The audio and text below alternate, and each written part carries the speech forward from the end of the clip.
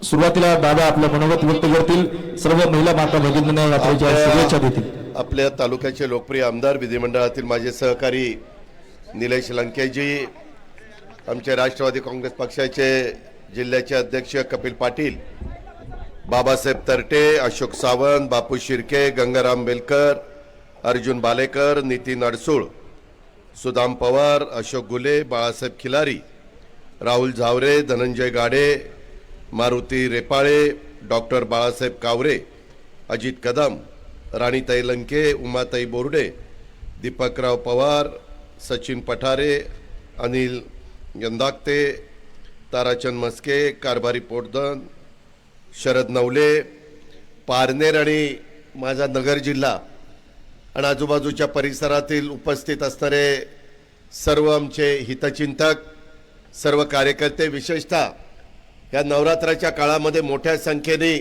उपस्थित असणाऱ्या माझ्या सगळ्या महिला भगिनी, आमच्या मुली, त्याचबरोबर पत्रकार मित्र, सर्व हे कार्यक्रम अतिशय उत्साहाने पार पाडण्याच्या करता ज्यांनी ज्यांनी पुढाकार घेतला ते सगळे कार्यकर्ते, बंधू भगिनींनो आणि माझ्या तरुण मित्रांनो, खरं तर आपल्याला सगळ्यांना माहिती आहे की कालपासून नवरात्र सुरू झालेली आहे आणि या काळामध्ये आई मोठा देवीच्या यात्रेच्या निमित्तानं आज इथं आपण सगळेजण जमलोय। सर्वप्रथम आई मोठा देवीच्या चरणी मी अभिवादन करतो। मला निलेशनी सांगितलं की दादा, जरी सोमवारचा दिवस असला तरी आम्ही गेले अनेक वर्ष माझ्या भागातल्या आया बहिणींना मोठा देवीचं दर्शन व्हावं म्हणून नवरात्राचा पहिला दिवस सुटला की दुसऱ्या दिवशीपासून 7 दिवस, दसऱ्याच्या आदल्या दिवशीपर्यंत 7 दिवस वेगवेगळ्या भागातल्या आया बहिणींना आम्ही तिथं घेऊन जातो। तिथं व्यवस्थितपणे त्यांचं दर्शन कसं घडेल हे आम्ही पाहतो आणि दुपारचा त्यांना नाश्ता, सहसा तर महिलांना माझ्या नवरात्राच्या काळामध्ये उपवास असतो आणि अशा पद्धतीचं एक चांगलं काम, एक उत्तम अशा प्रकारे पुण्याचं काम आमचा निलेश आणि त्याचे सगळे सहकारी करताय। आई मोठा देवी ही नवसाला पावणारी अशी आपल्या सगळ्यांची श्रद्धा आहे। तुम्हा सर्वांच्या साक्षीनं आई मोठा देवीला सध्या महाराष्ट्र राज्यावर काही भागावर दुष्काळाचं संकट आहे ते दूर कर अशा प्रकारचं साकडं घालतो। कारण आता मी येताना कर्जत परिसरातनं माझ्या पारनेरच्या परिसरामध्ये येत असताना काही भागामध्ये उशिरा थोडासा पाऊस पडल्यामुळं काही भागात परिस्थिती बरी आहे, परंतु बऱ्याचशा भागामध्ये परिस्थिती फार गंभीर आहे। शेवटी पाऊस काळ चांगला असेल तर आपलं शेतकऱ्याचं, बळीराजाचं, माझ्या आया बहिणींचं वर्ष चांगलं जात असतं आणि त्याच्यामुळं अशा प्रकारचं साकडं नवरात्राच्या काळामध्ये मी मोठा देवीला त्या ठिकाणी घातलेलं आहे। अहमदनगर जिल्हा तसं बघितलं तर फार पसरलेला जिल्हा, माझा आजोळ असल्यामुळं मला लहानपणापासून अहमदनगर जिल्ह्याची फार बारकाईनं माहिती आहे। दुष्काळी भाग म्हणून ओळखणारा माझा कर्जत, जामखेड, पारनेर, नगरचा भाग असा बराचसा आपला भाग दुष्काळी भागामध्ये मोडतो। याच्यामध्ये वेगवेगळ्या पद्धतीनं कष्ट घेण्याचं काम माझा शेतकरी करतच असतो। त्याच्यामध्ये प्रशासन त्याच्यात चांगल्या प्रकारची मदत करण्याचा प्रयत्न करत असतं, परंतु पाणी हा एक अविभाज्य अशा प्रकारचा आपल्या सगळ्यांचा भाग आहे आणि पाणी जर नसेल तर काय आपल्याला त्रास होतो हे वेगवेगळ्या दुष्काळाच्या काळामध्ये आपण सगळ्यांनी पाहिलंय। जनावरांच्या छावण्या सुरू कराव्या लागतात, चारा डेपो द्यावे लागतात, टँकर द्यावे लागतात, आया बहिणींची अतिशय ससे उलपट होते आणि त्याच्यामुळं तसं संकट होऊ नये। मी आता सकाळी येताना उजनीवरून आलो, उजनी फक्त 60% भरलं। खरं दरवर्षी उजनी आपलं 100% भरतं, त्याचं एक समाधान आपल्याला असतं। कुकडीची वरची 5 धरण आणि घोड धरण भरलं की त्याचाही थोडाफार फायदा आपल्याला सगळ्यांना होतो। तुमचं माझं निळवंडे, भंडारदरा आणि ह्याच्या पद्धतीची मुळा ही धरणं भरल्यानंतर नगर जिल्ह्या आणि आजूबाजूच्या भागाला पण एक चांगल्या प्रकारची मदत होत असते। काही भागातली धरणं बऱ्यापैकी भरलेली आहेत, परंतु काही भागामध्ये मात्र धरणांची परिस्थिती थोडीशी बिकट आहे आणि त्याच्यामुळं हे जे काही आपल्याला मोठा देवीला साकडं जे घालण्याचं कारण म्हणजे मातेच्या आशीर्वादाने पाण्याचं संकट जर दूर झालं तर हे सगळे माझे भाविकांची श्रद्धा आणि म्हणूनच लाखो लोक दरवर्षी आई मोठा देवीच्या यात्रेला भक्तिभावाने जातात. आमचा लोकप्रिय आमदार निलेश तर दरवर्षी सर्व माझ्या आया बहिणींना ही यात्राच्या निमित्तानं दर्शनाची सोय करून देत असतो. हे काम मोठा देवीच्या सेवेच्या भावनेतनं तो करतो आणि हीच सेवाभावाची भावना आई मोठा देवीचे आशीर्वाद त्याला लोकसेवेचं त्याचं कार्य पुढे नेण्याचं बळ देत असतात. आता मी थोडासा लवकर आलो, मी त्याच्या आई वडिलांना भेटलो, त्यांच्या कुटुंबियांना भेटलो, तेव्हाही बाकीची थोडीशी मी विचारपूस केली. येताना आम्ही वेगवेगळे प्रकारचे काही कार्यक्रम पण घेतले ज्याचा उल्लेख निलेशनी केला. मित्रांनो, अनेक वर्ष माझ्या महाराष्ट्रातली जनता माझ्यासारख्या कार्यकर्त्याला आशीर्वाद देते, पाठिंबा देते, प्रेम करते आणि त्याच्यामुळे सरकारमध्ये अनेकदा उपमुख्यमंत्री म्हणून मी काम करण्याची संधी मला मिळत असते.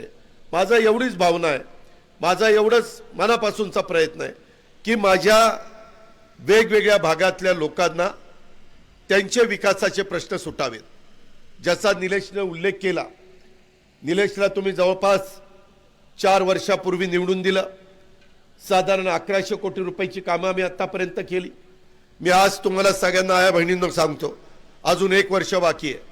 राज्याचं अर्थमंत्रीपद माझ्याकडे आहे.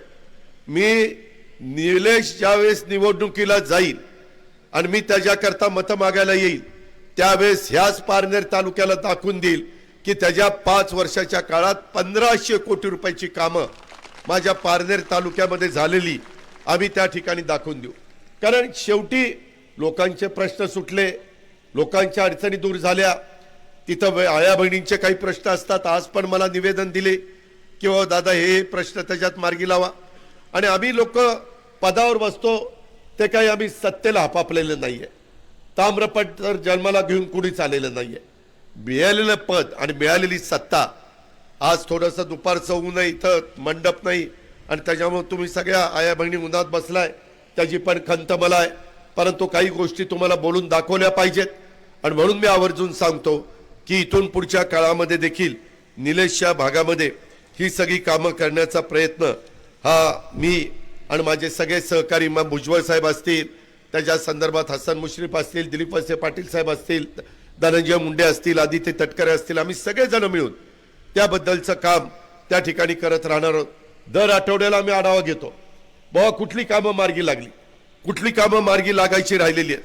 आता आज तुमच्या पुढे यायच्या आधी आम्ही महावितरणच्या RDSS या योजनेच्या कामाचा शुभारंभ केला. जवळपास 40 कोटी रुपयाची योजना आहे. काय योजना आहे? LT आणि HT लाईन ही 278 किलोमीटर आपल्या पारनेर तालुक्यामध्ये आपण त्या ठिकाणी टाकतोय. 100चं रोहित्र, आपण ज्याला DP म्हणतो त्याला ट्रान्सफॉर्मर म्हणतात, मराठीमध्ये त्याला रोहित्र म्हणतात. आणि त्याची कॅपॅसिटी संपलेली आहे. कुठं 65 आहेत आणि मग तिथं काही वेळेस लोड येतो, आमच्या ट्रिप होतात मोटारी, आमच्या शेतकऱ्याला पाणी घेता येत नाही आणि म्हणून हे सगळे ट्रान्सफॉर्मर 100चे करायचं आम्ही ठरवलेलं आहे. आणि त्याच्याकरता माझ्या पारनेर मतदारसंघात पारनेर आणि नगरचा जो काही भाग आहे त्याच्यामध्ये 333 ट्रान्सफॉर्मर आपल्या निलेशच्या प्रयत्नामुळं, त्याच्या पाठपुराव्यामुळं त्या ठिकाणी होत आहे. आणि 3 फेजचं 5 वायर आपण लघुदाब वाहिनीचे 310 किलोमीटर त्या ठिकाणी टाकतोय. अशा प्रकारे 40 कोटी रुपयाचं हे काम. ह्याच्यामुळं काय होणार आहे? तुम्ही म्हणाले कशाला सांगतो अजित पवार तू? ह्याच्यामध्ये वाडी वस्तीवर जे ग्राहक शेती वाहिनीवर आहेत त्यांना गावठाण वाहिनीवर स्थलांतरित करून अखंड वीज पुरवठा. आता काय होतं, आठवड्यातले 7 दिवसामध्ये 4 दिवस तुम्हाला दिवसा मिळते, 3 दिवस रात्री मिळते, कधी 4 दिवस रात्री मिळते, 3 दिवस दिवसा मिळते. त्याच्याऐवजी अखंड वीज तुम्हाला मिळाली पाहिजे. आणि सदर योजनेचे फायदे माझ्या पारनेर तालुक्यातील सुपा, पारनेर, वाडेगव्हाण, भाळवणी, कानूर पठार, टाकळी, ढोकेश्वर आणि दर्जिरे या परिसरातील शेती वाहिनीवरील वीज ग्राहकांना होणार आहे. अशा प्रकारचा प्रयत्न एक तुमचा मुलगा म्हणा, तुमचा भाऊ म्हणा, या नात्याने निलेशचं त्या बाबतीमध्ये काम चाललेलं आहे आणि ही कामं मार्गी लागली पाहिजे. उद्याच्याला सत्ता नसली तर असं म्हणून चालत नाही की बाबा आपली सत्ता नाही. लोकांना त्याच्याशी काही घेणं देणं नाही. लोकांना माझ्या वाडी वस्तीवरचे, माझ्या गावातले, माझ्या तांड्यावरचे प्रश्न सुटले पाहिजे अशा प्रकारची त्यांची भावना असते. आणि म्हणूनच ही सगळी कामं करण्याचा आमचा सगळ्यांचा मनोदय. माझी आपल्याला सगळ्यांना विनंती आहे की जागरूक लोकप्रतिनिधी कसा असावा. आम्ही 288 आमदार संपूर्ण महाराष्ट्रातनं निवडून गेलेलो आहे, परंतु जागतिक एकंदरीतच 288 मध्ये जागरूक जर लोकप्रतिनिधी कसा असावा असं जर विचारलं गेलं तर आपल्या निलेश लंके हे एक उत्तम अशा प्रकारचं उदाहरण आहे. तो आमदार नसताना देखील तो लोककार्य करत होता. ते पाहूनच त्याला लोकांनी पाठबळ दिलं. आम्ही लोकांनी त्याला जवळ केलं. आम्हालाही वाटलं की असा एक सहकारी माझ्या महाराष्ट्रामध्ये, माझ्या नगर जिल्ह्यामध्ये, माझ्या पारनेरच्या परिसरामध्ये असलं पाहिजे. आज आमदार झाल्यापासून त्यानं लोक कार्य करण्याचा धडाका लावलेला आहे. तो पाहून त्याची आमदार म्हणून आपण सर्वांनी केलेली निवड किती सार्थ आहे हे देखील आपल्या सगळ्यांच्या लक्षामध्ये आलेले. करोनाचा काळ उभ्या जगाने अनुभवला. कधी कुणाला वाटलं नव्हतं की असा काही आजार येईल आणि माणसं त्या आजारामध्ये स्वतःचा जीव सोडतील. परंतु संपूर्ण जगाला त्या करोनाने अक्षरशः नको नको करून टाकलेलं होतं. आणि त्या काळामध्ये स्वतःच्या जीवाची पर्वा न करता माझ्या मतदारसंघातल्या आया बहिणींचा जीव वाचला पाहिजे, कच्च्या बच्चांचा जीव वाचला पाहिजे, माझ्या वडीलधाऱ्यांचा जीव वाचला पाहिजे म्हणून त्यांनी स्वतःच्या तब्येतीचा विचार केला नाही. मी एकदा त्याला म्हणायचो, अरे तुझी आधीच अंगकाठी बारीक आहे, उद्याच्याला तुला करोना झाल्यावर तुला कुणीच बघायचं. पण तो म्हणायचा, नाही दादा, मला लोकांचे आशीर्वाद आहेत.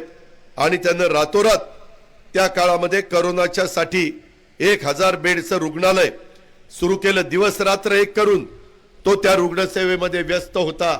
माझ्या पुण्यामधनं देखील लोक मला, मी तिथं असताना चेक द्यायचे आणि म्हणायचे, दादा तुमचा आमदार कोण निलेश लंके पारनेरला खूप चांगलं काम करतोय, त्याच्याकरता आमचा फुलना फुलाची पाकळी म्हणून चेक. अशा पद्धतीनं वेगवेगळ्या भागातनं त्याला काही मदत मिळाली. आणि या सर्वांसाठी लागणारी ऊर्जा त्याला कुणामुळे मिळाली तर आई मोहटा देवीच्या आणि आपल्या भाविकांच्या आशीर्वादामुळं हे सगळं आमच्या निलेशला मिळत गेलं. सर्वसामान्य ग्रामीण शेतकरी कुटुंबातनं एका माझ्या शिक्षकाच्या पोटी जन्माला आलेला हा निलेश निवडणुकीच्या राजकारणात निवडून येतो आणि आमदार बनतो. हे साधं काम नाही. मात्र सुरुवातीपासून जे लोककार्याचा वसा घेतात त्यांच्या मागं लोक मजबूतीनं उभं राहतात आणि त्यांना निवडून देतात. राजकारण अनेकदा आमच्यावर, अनेकांच्यावर घराणेशाहीची टीका होती किंवा तुमच्या घरामध्ये राजकारण आहे त्याची संधी तुम्हाला मिळाली.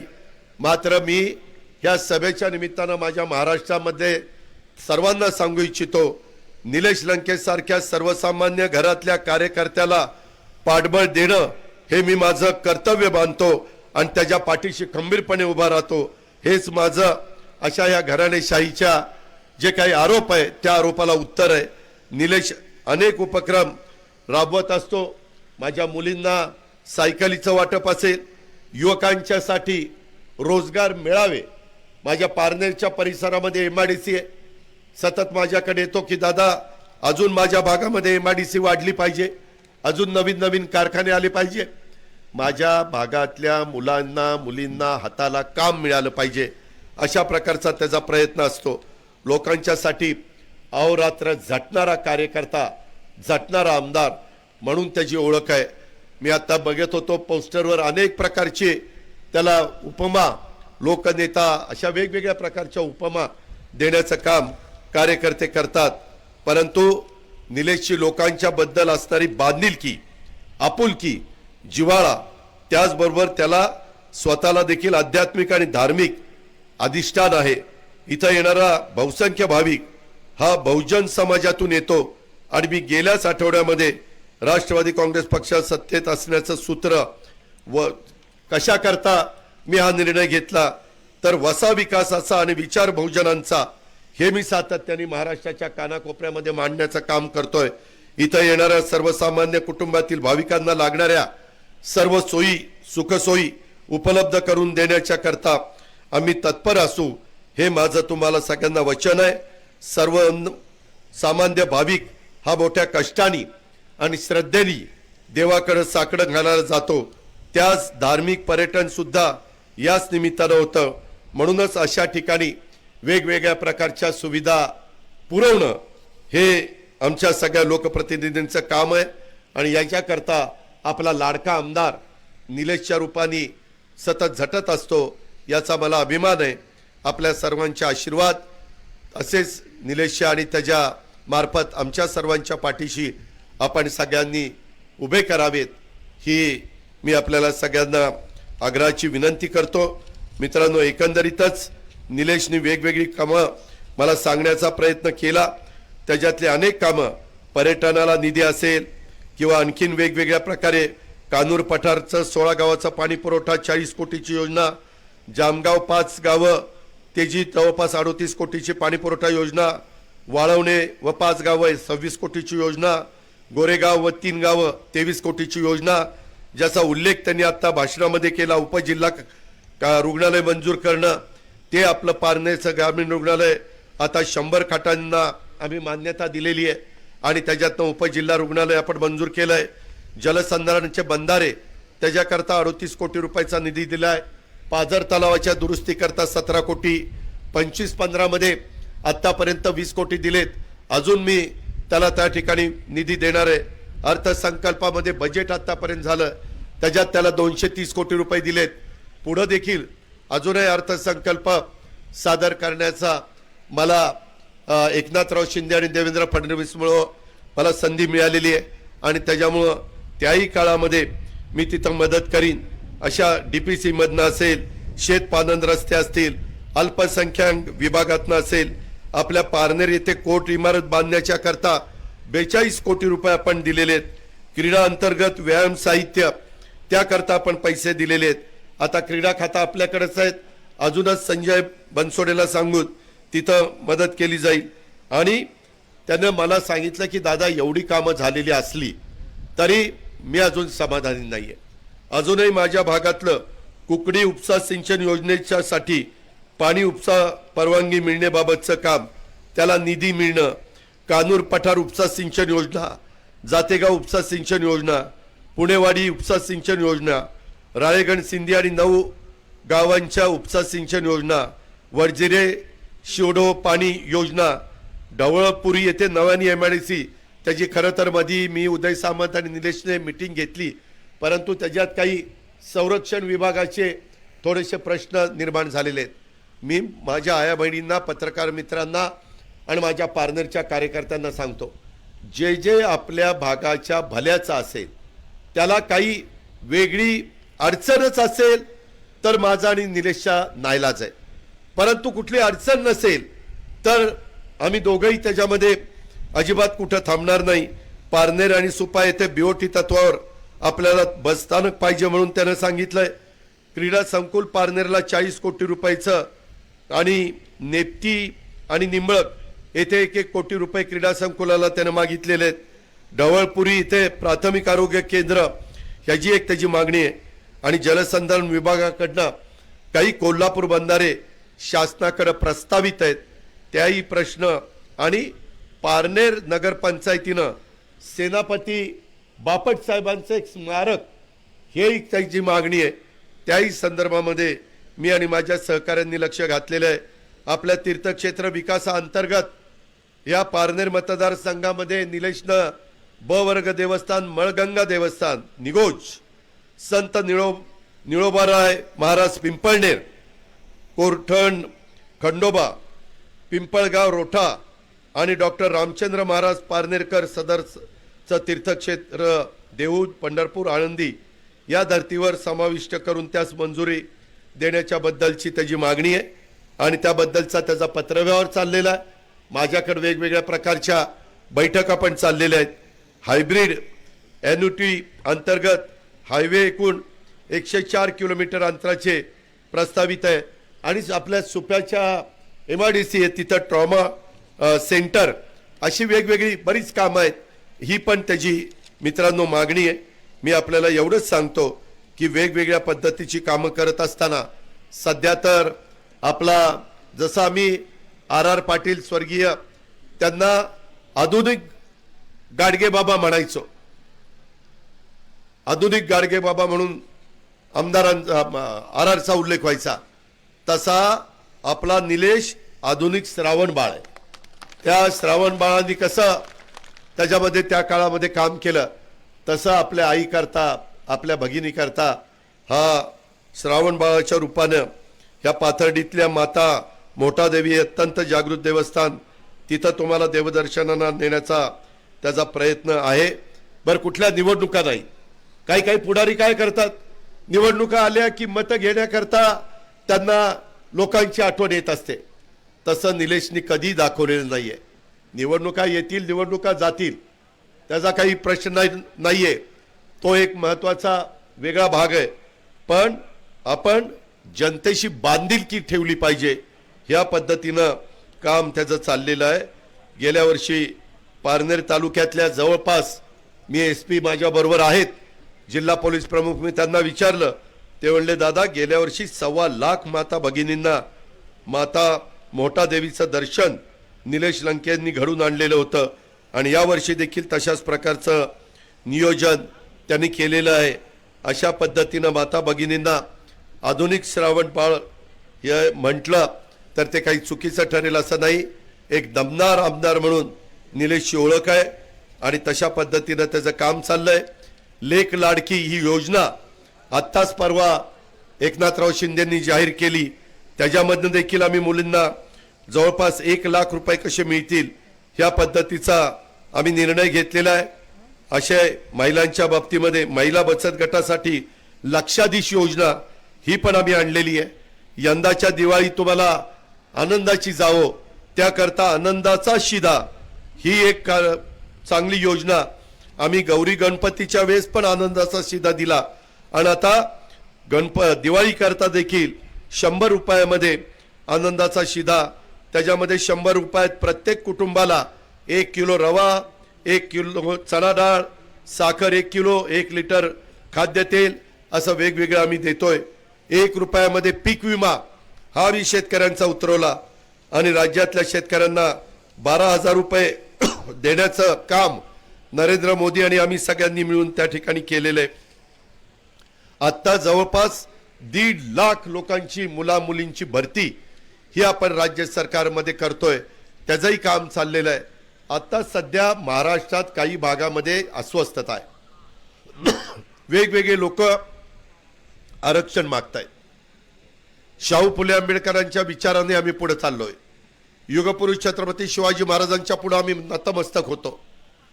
त्यांचा वारसा आम्ही पुढे नेतोय.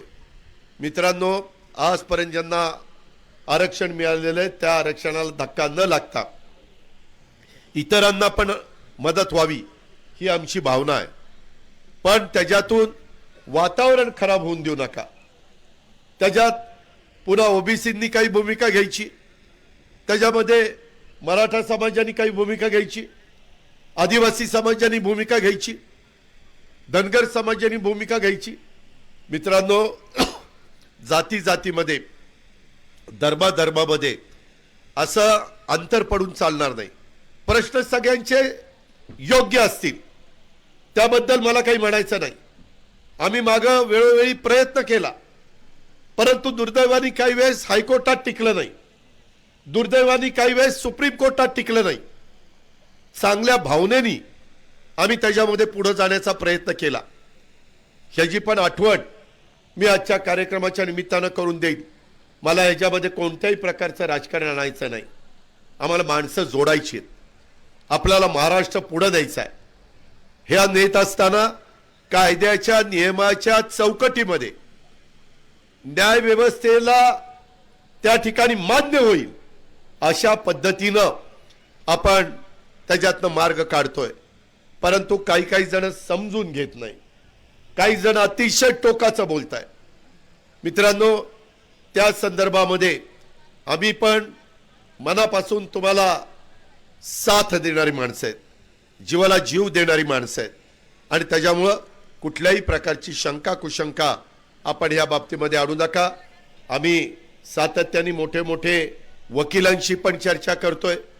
का हायकोर्टाने नाकारलं, काय मुद्दा काढला, सुप्रीम कोर्टाने का नाकारलं, त्याच्यातनं काय मुद्दे काढलेत, त्याचं निरसन कसं करता येईल, मागास आयोगातनं अजून अभ्यास काय करता येईल. आणि हे सगळं करत असताना इतरांना पण त्या बाबतीमध्ये कुठली अडचण येणार नाही अशा प्रकारे इतरांच्या आरक्षणाला कुठलाही धक्का लागणार नाही. म्हणजे इतर म्हणजे कोण?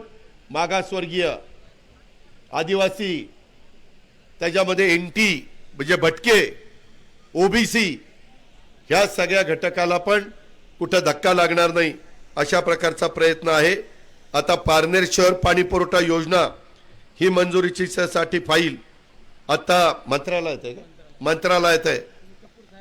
आता हे पण बघा, तुमचा आमदार एवढं सगळं सांगतोय तरी चिठ्ठी पाठवतोय, ही अजून सांगा. म्हणजे आमदार असा असला पाहिजे.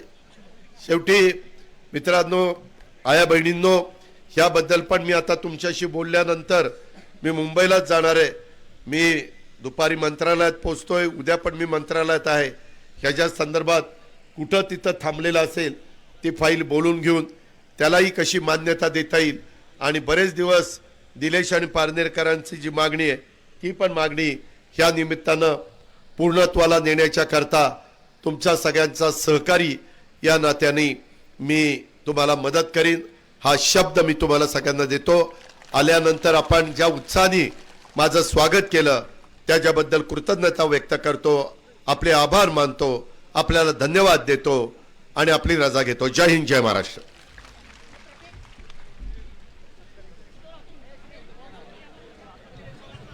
हॅलो, धन्यवाद दादा. यानंतर दादांचा सन्मान मतदारसंघाच्या वतीने आपण करणार आहोत. नगर पारनेर विधान